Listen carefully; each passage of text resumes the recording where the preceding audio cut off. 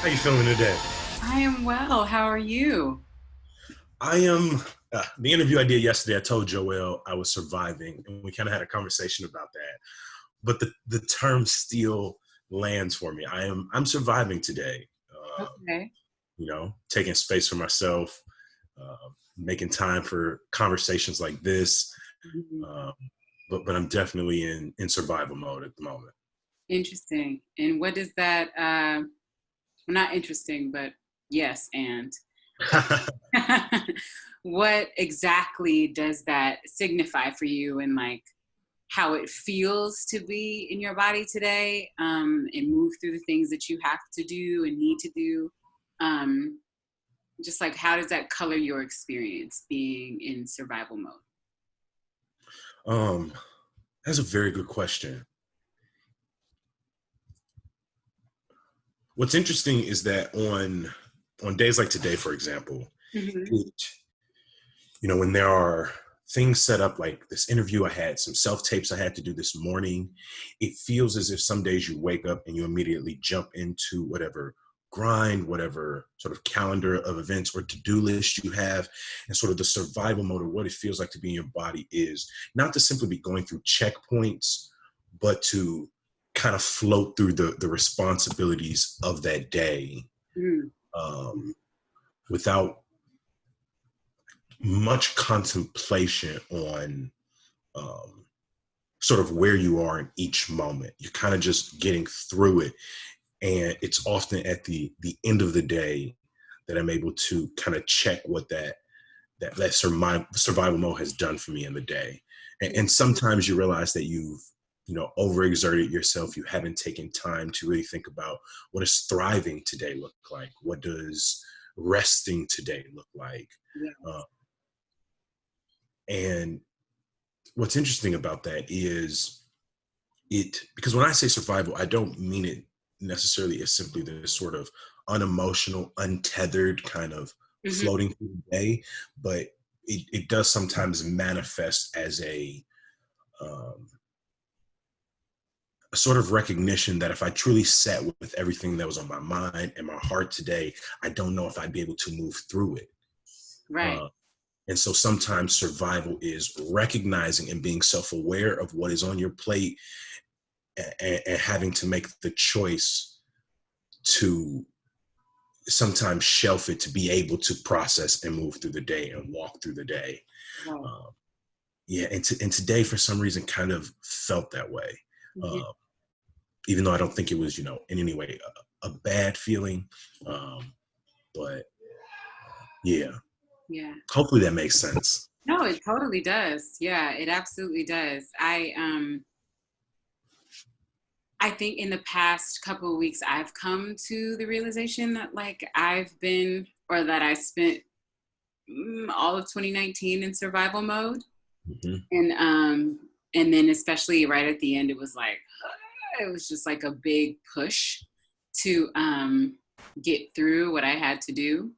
Yeah. Um and I certainly resonate with that feeling of being aware of things that are floating in your consciousness and that might be kind of like weighing on you or just like have your attention, um, and having to make a conscious decision to not engage with that. And I wonder, especially as artists, um, what does that, well, number one, do we think that in our current reality, the way things have been set up, um, and not just talking about like quarantine and everything, but literally just like the way that we have been conditioned to live our lives, if Hmm. survival mode is something that we actually think is healthy and conducive to like a holistic lifestyle, or is it something that you just better have in your back pocket if you're gonna do this, because of the way things are. I like Yeah, really I'm wondering a lot about that. I'm leaning one way, but I don't want to say yet. I do believe that sort of mm, the sort of capitalist arena in which art is forced to exist in forces a Yeah. quality of life that puts artists in survival mode because, from the time you were a child, even if you have supportive parents, supportive family members, your society made it very clear that to want to pursue art is to want to pursue a life of potential survivorship, of constantly having to take the um, not necessarily the least of something, but to understand that as an artist, you're going to have to often accept the least of things, Sure. right? The worst locations, the worst, times of the day to perform as you're coming up, you know. Lots of sacrifice and compromise. Exactly. When I realized while I was doing my 9 to 5 that I wanted to pursue my art more, I literally had to sit down and ask myself, how important is eating regularly to you? And when your system of capital forces one to sit down and make that choice, where it's okay, my, you know, survival of self requires me to give into my art, to listen to my art, to heal with my art, to create Right. space for others and to go into the space of others for healing and listening. But to pursue that in direct, at times, conflict with my physical survival Yes. is, for all practical purposes, we understand why it was created that way, because it's a system of hierarchy, a system of, door bouncers, club bouncers is what I was trying to say, and gatekeepers. There's the word. I'm like, why is because my language of Gotta be at the South club. Gotta get Chicago it was in. like, we ain't no fucking gatekeepers on the south side of Chicago, but we got hella bouncers, we got hella security guards. But you understand what I mean. No, It's I'm with you. I'm with you. Yeah. and so days you feel as if you can't think about your survival holistically. So on the days where you have to get to the grind to prioritize your physical survival, you are Right. forced to put that in direct competition with maybe your mental or your artistic survival. And it ends up having a negative impact when now the language of being an artist is the language of, you know, getting by and surviving, even though the systems of art are ran by people who are never thinking about their physical survival, their Yeah. mental survival, the food they're going to put on their table. So Right. it sucks that the proletariat has to operate understanding art as a sacrifice Right. of potential daily survival, when those gatekeepers recognize that it is for them um, in no way linked to their, to their everydayness. Right. And Well, so I that, mean, that brings up something for me. As an artist, as a black artist, as a hi, as a multidisciplinary artist, a teaching artist. Um, I'm I've decided that I've offered to myself space to imagine um, doing the work that I'm doing, actually enjoying all of the work that I'm doing, as opposed to feeling obligated by my physical needs, um, and feeling supported holistically while doing it, which yeah. truly sounds like a fantasy, Mm-hmm. being an artist with my identities in America. But I decided that if I don't allow myself space to imagine what that is, then I won't. When there comes a time that I can ask for it, I won't know what to say, and I want to know what to say when the time comes that someone is like, okay, you're complaining, right? You're complaining by pointing out the truth of the situation, right? We've heard your complaints. So what do you want? And we've seen this with a lot of movements, right? Where it's like, this is a problem and that's a problem. And what is that? And what is this? And fix this and fix that. But then there's somehow in all of that pointing out of the truth, there still comes this bottom line request, right? Like, well, what do you actually want? What are you actually looking for here? And so in my imagining, I'm like, I think it's real. I mean, it is certainly about money and it is certainly about power, Yeah. right? It's about who has the money, where can it go, how much of it are they willing to give toward this project, right, that they've asked me to give of myself to be a part of, knowing that the rate they're offering me is not enough to sustain my life. Mm-hmm. So that means my energy will have to be divided, but you still want 110,000% from me, right? And I'm incorrect and I'm unprofessional if I'm not available for that, right? Never mind what I might encounter in the space, right? Because everyone's coming in with their own experiences. We'll leave that there. And then, so we're putting all these things together, and logic would seem to lead you to a place where, oh, the solve is to make sure that the folks who say they want to make the work happen, right? Mm-hmm. God bless them. Thank you. Need to understand what that actually means holistically, right? So that then the people that they ask, that they require in order to make the thing happen, so that they can recoup, are then able to feel supported holistically. Yeah. Which would yield a better product, right? At the end of the day.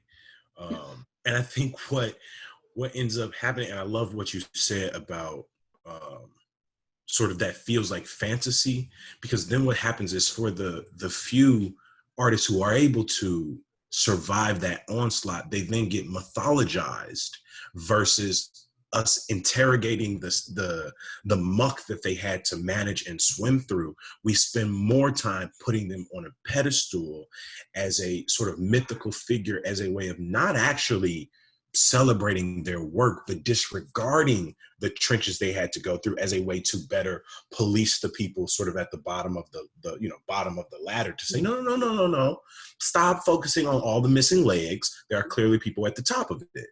Right. And we never talk about if their legs are longer, if they have stronger arms, if, they grew up climbing terrible ladders, right? We never even think and of course I want to make sure that in my metaphor, I'm not it's not ableist. I don't want it to seem as if, absolutely, just by talking about climbing. But even then, we don't focus on how these sort of mythologizing of individuals then recreate the stereotypes about people of different physical and cognitive capabilities. People exist outside of the binaries of gender and sexuality, which I don't even understand how a fucking species with 9 billion members can try and exist inside of binaries. It doesn't mathematically even make sense, but that's a conversation for a whole nother, I don't even, I can't understand it I guess that's not the right sentence. I can't understand it. I completely understand it. Sure, the logic can be followed, but it's exactly. The conclusion is still a falsehood that baffles. Right. I often am in a place, especially being an artist, being creative, it's okay, we're all looking beyond, looking outside, imagining new possibilities and all these things, right? That seem to ask us to expand, right, the boundaries of the space, right? Or of the world even. It's well, what if it's even bigger? What if it's even bigger? What if it's even bigger? And we zero in on these moments, right? But then in the actual business of our work, there is such a drastic deficit of imagination and creativity. And people, and we're not saying anything new, right? Which is a whole nother kind of so what's been going on all this time? Right. The constant ability to mobilize the language of wakening. It's motherfucker, you wake up every couple days, it seems, and you don't. But it's not only that you keep waking up. It's you wake up as if today is the first day you ever woke, you ever been awake. It's but you're an old person. You might not be the age of your allies, but you hundreds of years old, motherfucker. Right. You've been here. We've been together. Yeah.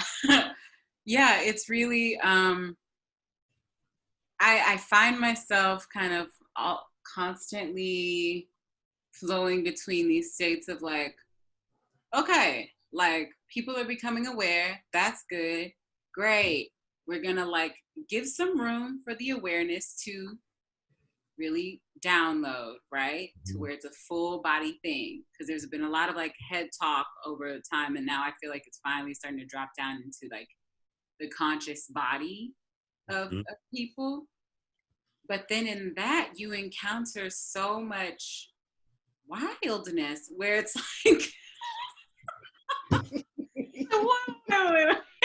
wait, okay, so you get this piece. I gotta embody this. I gotta do things with my physical, my temporal person. Like I can't just like hold these concepts silently in my head and not actually put them into my daily but when I put them into my daily practice, it hurts. It hurts. I don't like what it reveals about me. Or this is so different from anything I have ever seen or ever done. Mm-hmm. And thus it's impossible. Yep. Right? It's like, whoa. How do we get from different to impossible? How are you? It's such a sudden leap, you know? And I'm like, can we just take a little bit of time and breath to allow this hopeful new reality that we're creating? That's what I'm like really hoping for, that we're headed toward, that we just allow ourselves some breath to feel more space. And like, yes, it's uncomfortable and painful at first, but can't we just be hopeful? Can't we imagine? Can't we expect that one day it will feel good? Yeah. And even if it doesn't feel good for us, maybe, I don't know. It might not get to reap it in my lifetime. Mm-hmm. Sorry, what was that? I was going to say, we might not be able to reap it. Exactly. But someone that I know right now will. And that has to have some value, you know, like. No, I'm with you 100%. And I think that conversation becomes even more important when you think of like applying it to something like, you know, the quarantine, where what was required of us was to collectively understand first that like the consequences of the virus, even if the virus is sort of seen as like, you know, I think at first we wanted to focus so much on how the virus is like non-discriminate, like it doesn't discriminate, it impacts everyone. And it's like, well, first, that's not a real thing. A virus is only going to travel the pathways on which a society has allowed, and the pathways that we've allowed for it to more easily travel is ones into Black and brown communities, and to impact the most vulnerable. So to say that it is somehow indiscriminate, you know, I think is a falsehood. But then we had to like sit down and really ask ourselves, and we didn't even have to think about, oh, maybe one day this will feel good for like somebody else. It was like, maybe this will feel good for me in 6 months. And we, not necessarily us, but for a lot of our, you know, I can't even think of the word because they're not friends or citizens, you know, they couldn't sit in that uncomfortableness of like, you just need to feel it. You just need to sit in it. And everything you're trying to do to try to move past that uncomfortableness is more likely unproductive. Like, oh, let me just pretend things are different. Let me, you know, take these types of precautions. Right. They're violent and harmful. And so I want to stay hopeful, and I want to stay positive that enough of us are going to reimagine a world that will, you know, one day feel comfortable for someone else. I always come back to, unfortunately, we, you know, as human beings quickly get trapped in the prison of I and subjectivity.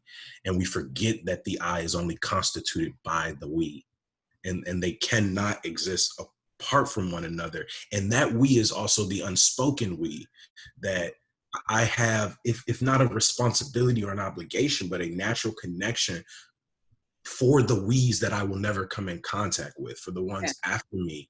And that's something that I've had to sit with more during quarantine, as I've tried to figure out how to show up for people as an artist, as, you know, as a comrade, Yes. you know, how do I show up? And, you know, at first my thought is, okay, I can show up in my art. I can show up using my art. But even then I had to sit back and ask myself, okay, but, you know, what are other ways that you can sit in this uncomfortableness? Because is your art operating as sort of that quick fix to your grief? Is it your attempt to sort of gather up all of those you know, non sequiturs and make sense of them?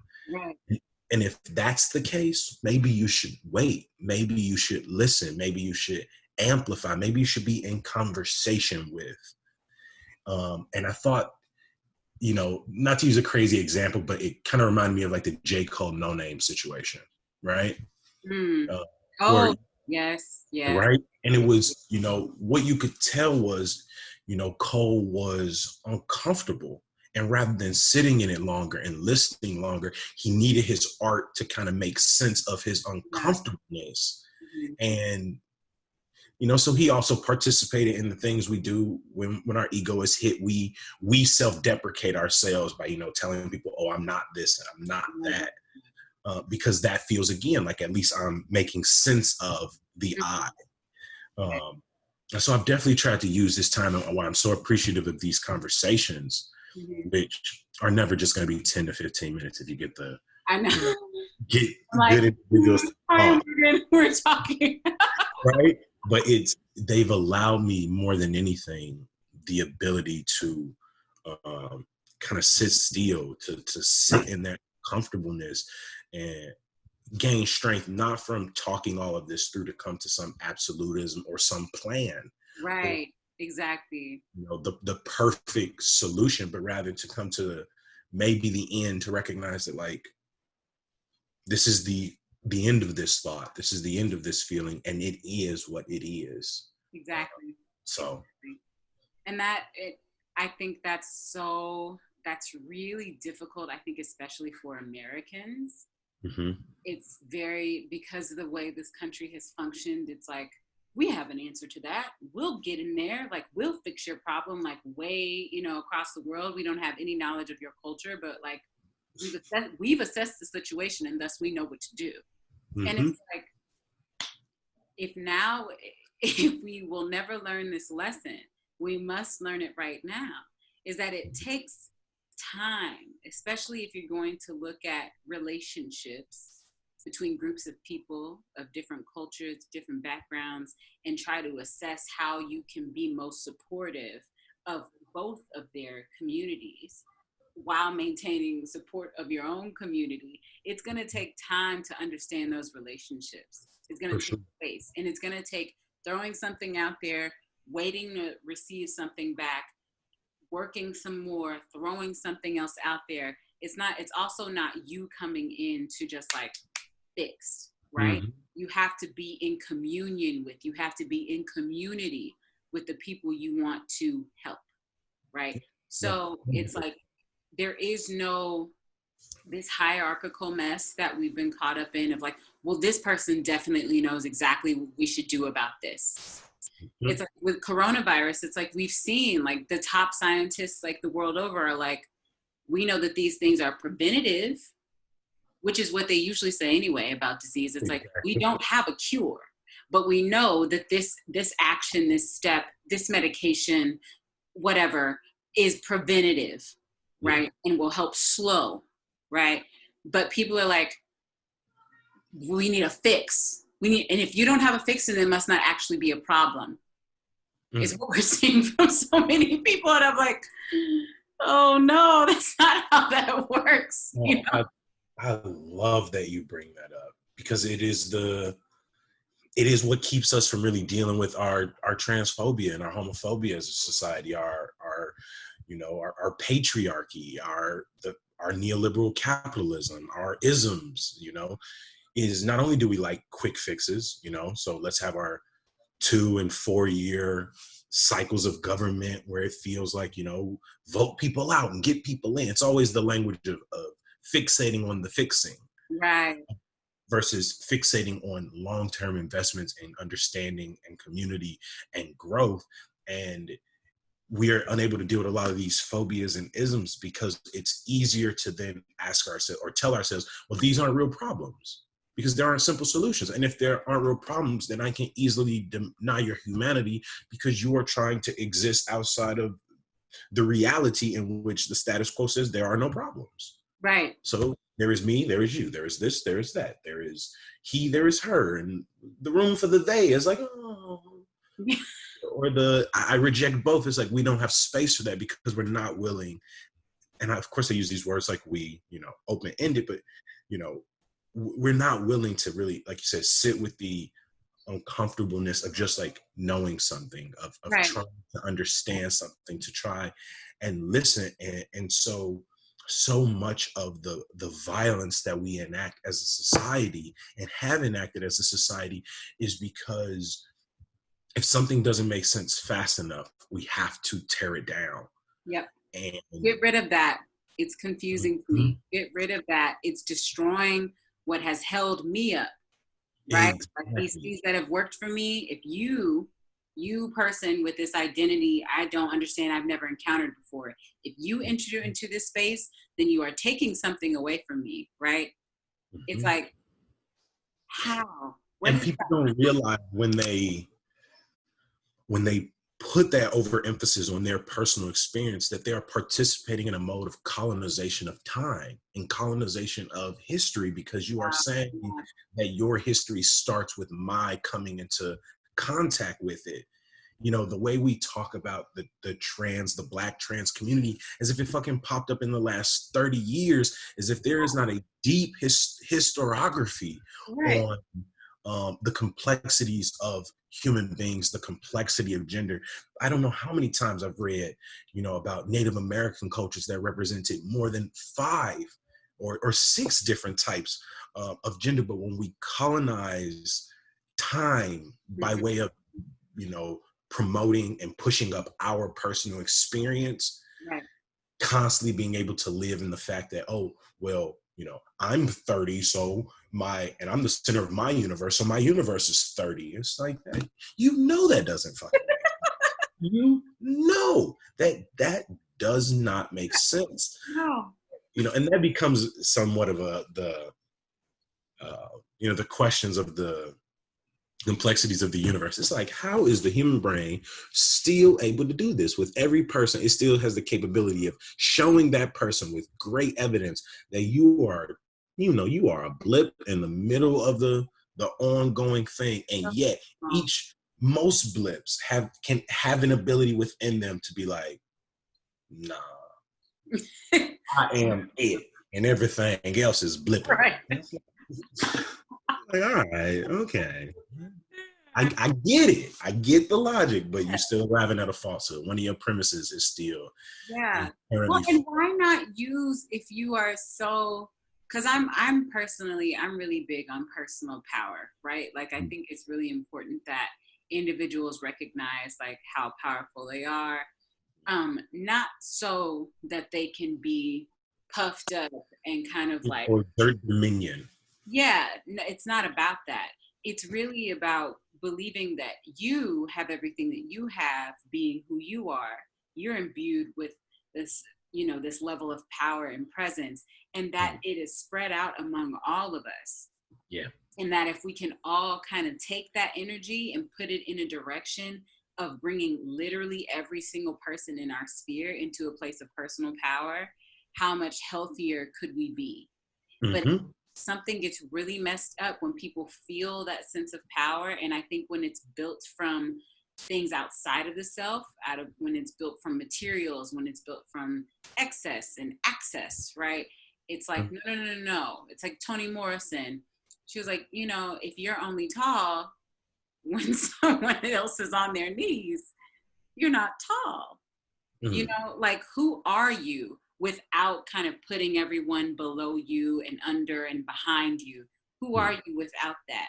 And I'm very interested in like being in that space where like I'm on equal level, equitable level with everyone around me, and I still I can feel my personal power and my sense of self and be content and feel supported in that, and see that in other people, so that they're also not reacting to me out of a lack of personal power once we're all on a level playing field, right? Oh, I feel you. And I love that. I love that the words like radical imagination and reimagining are like being repositioned in like the language of adults, because Yes, it's almost as if like after you age out of your imagination, like, which is and we so all know true. that It's we that. don't, but it's almost like you age out of the language of imagination. You're told to, okay, tether yourself to these illusions of fixed meaning, to these social constructs. Come on. Let go of the paperclip being a, you know, a boat in an ocean. Let go of the paperclip being a tool to break in a, you know, in a secure location. The Right. paperclip is supposed to put papers together, and Yeah. that's it, Right. right? And this idea of the radical imagination, I think, can help us feel that personal power, because I like to always remind people with like a background in philosophy that each and every one of us, regardless of where you take your meaning from, if you, Mhm. you know, locate it outside of yourself, if you locate it in a higher power, one thing you cannot, I think, contest is that there isn't really a single person who came into being under the power of their self. No one came into being saying, I want to be. I want to be alive. I want to participate in the world. We all came into being through the choices of someone else, through the routes of another. Someone had to make a decision. Yeah. Yeah. And as such, we then, or as such, it then feels as if we are just constantly just being jostled through the world, you know, at times against our own um, desires. And I think the radical imagination is something that it can be tried to be beaten out of you. It can be watered down. It can be tainted, but it exists in your mind in some ability, and you should tap into it, because it is the source of your power to exert some control. Is such a limiting word and a tainted word, but to exert some control in the world, because you are owed that as a, you know, as a being of existence, Right. regardless of your mental capabilities and your physical capabilities. And of course I have to be safe in that, because some people hear, okay, then I have the ability to exert my ideology on Right. other people, and so imagine my ideology is the way of the world. Right. And no, I say that with the grounding foundation being that the radical imagination is in service of community, because once you radically imagine a world in which the eyes can both be and be a part of the we, Yes. like my personal power is that we can share space Yes. Exactly. without either of us feeling um, uh, delineated to some role. Right. Right. Well, because Yeah. I was recently in a conversation with someone about how feeling, being a leader in a space, Mm. it can feel very empowering, right?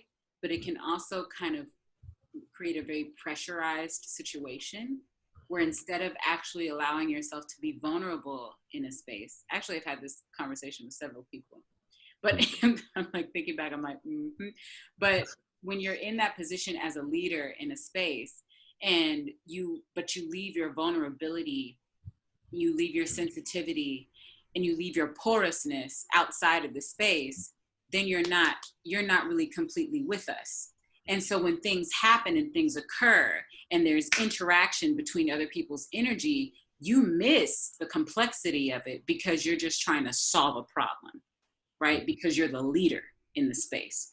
So it's like, how do we, and especially in creative spaces, it's like, how do we come in? Because I do think it's important to have someone in the space who says, okay, we've arrived at this point, we have all of this information offered, and this is the direction we're going to flow in right now.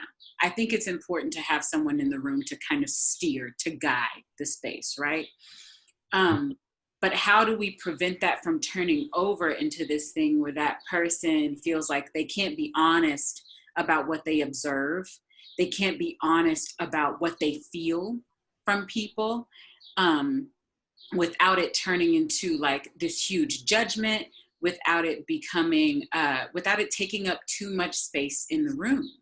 Yeah. And I think I don't think it's all on the person who is named the leader in the space. I think everyone has to participate, which again goes back to people like feeling, their power and feeling secure in that and feeling peaceful inside themselves so Yeah. that we can be in a space equitably.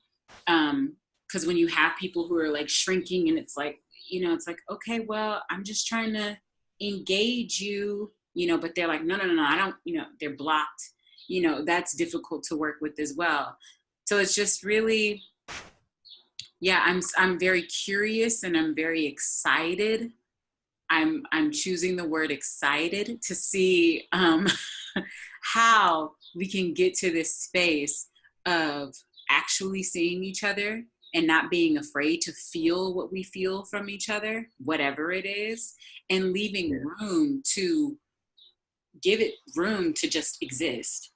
Mm-hmm. And then enter into a conversation with the with the goal, with the shared desire to, first of all, simply to be together, right?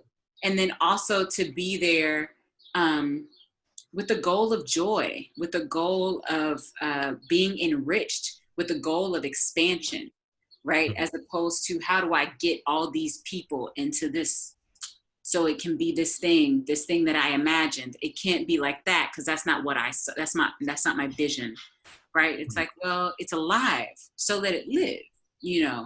But how do we do that where everyone feels safe, Yeah. and seen? And so I'm really curious about that. No, for sure. I'll even take that, to sort of a literal example. I'm gonna say we have 2 minutes because we are so over time. It's all good. But one example I wanted to take from that is how I'm trying to think about the classrooms coming up in the fall. My schools were starting to, outside of being an artist, I'm also a professor. And, the schools are starting to give out their plans of what a classroom is going to look like and how that's going to work.